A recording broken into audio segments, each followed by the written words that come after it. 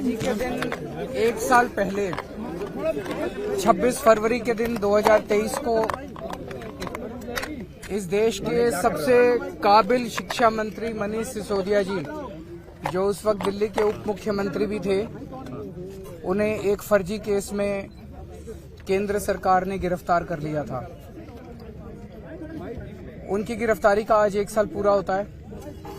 इस एक साल के अंदर केंद्र सरकार कोर्ट में एक नए पैसे का भी सबूत पेश नहीं कर पाई और सुप्रीम कोर्ट में जब सुनवाई हो रही थी तो ये बात बार बार निकल के आई, जब जज साहब ने भी कहा कि केंद्र सरकार के पास मनीष सिसोदिया के खिलाफ कोई केस नहीं है, तो पूरा झूठा केस है। मनीष सिसोदिया जी ने 75 साल में गरीबों की शिक्षा प्रणाली इतनी खराब हो गई थी, सरकारी स्कूलों का बुरा हाल था। 75 साल के बाद उन्होंने गरीबों को एक उम्मीद दी थी कि उनके बच्चों को भी अच्छी शिक्षा मिल सकती है, उनके बच्चों को भी अच्छा भविष्य मिल सकता है। मनीष सिसोदिया जी ने गरीबों के बच्चों को सपने देखने का अधिकार दिया था। ऐसे व्यक्ति को झूठे केस में फंसाकर आज एक साल से जेल में डाला हुआ है।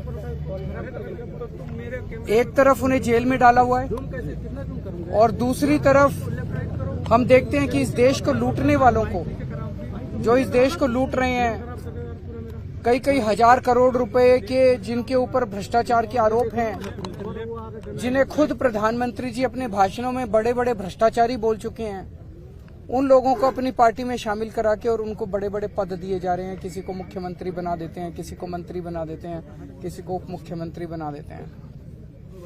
तो एक वो कहावत है कि रामचंद्र कह गए सिया से, ऐसा कलयुग आएगा, हंस चुनेगा दाना दुनका, कौवा मोती खाएगा। आज वही हाल हमारे देश का हो गया है, जिसमें इस देश की तरक्की करने वाले लोगों को पकड़ पकड़ के जेल में डाला जा रहा है। इस देश का विकास, इस देश के गरीबों की चिंता करने वाले लोगों को, भविष्य देने वाले लोगों को पकड़ पकड़ के जेल में डाला जा रहा है और इस देश के लूटने वाले सत्ता का सुख भोग रहे हैं। आज हम दुख नहीं मना रहे मनीष जी का, वो हमारे लिए प्रेरणा है। आज अगर मनीष जी बीजेपी ज्वाइन कर लेते तो उनके ऊपर से सारे केस खत्म कर दिए जाते हैं, लेकिन उन्होंने सच्चाई का रास्ता नहीं छोड़ा, उन्होंने सच्चाई का पथ नहीं छोड़ा।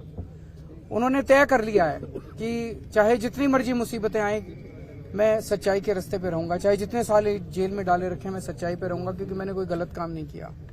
तो हम उनसे प्रेरणा लेते हैं। आम आदमी पार्टी क्या, पूरे देश का एक एक व्यक्ति जो इस देश से प्यार करता है, जो देशभक्त है, जो चाहता है कि देश आगे बढ़े, वो व्यक्ति मनीष जी को अपनी प्रेरणा मानता है।